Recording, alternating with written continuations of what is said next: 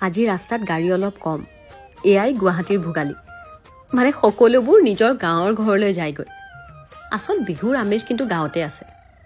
মই গুৱাহাটীৰ পিঠাৰ জুতি লওঁ বুলি বিপণন ক্ষেত্ৰলৈ গৈছিলোঁ ইমান ধুনীয়াকৈ সজাইছে তেওঁলোকে মেজি মহ কিন্তু সোমাই গৈ মানুহৰ শাৰী দেখি ভয় খাইছোঁ দেখিছেনে পিঠা কিনা মানুহৰ ভিৰ আমি যদিও পিঠা ঘৰতে কৰোঁ কেতিয়াবা আনৰ হাতৰ জুতি ল'বলৈও মন যায় ইয়াৰ বাইদেউহঁতৰ লগত কথা পাতি গম পালোঁ তেওঁলোকে বোলে পুৱা 9 বজাৰ পৰা পিঠা বনাইছে হাজাৰ হাজাৰ পিঠা বনাইছে তেওঁলোকে আগতে আমি পাঞ্জাবাৰীতে আছিলোঁ তাৰে কেইগৰাকীমান বাইদেউ ইয়াতো কাম কৰি আছে গতিকে গৈ পায়ে মই নিজৰ পিঠা এটা প্ৰথমতে বনাই ল'লোঁ এইটো মই বনোৱা পিঠা তাতে সাংবাদিক বন্ধুসকলকো লগ পালোঁ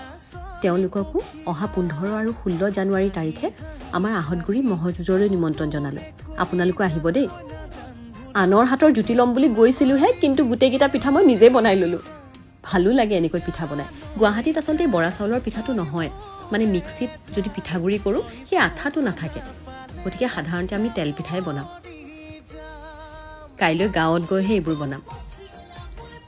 কিন্তু বাইদেউহঁতক দেখি সামৰিব নোৱাৰিলোঁ লোভটো পিঠা বনোৱা ময়ো কেইটামান বনালোঁ এয়া দেখিছেনে চুঙা চাউলো কৰিলোঁ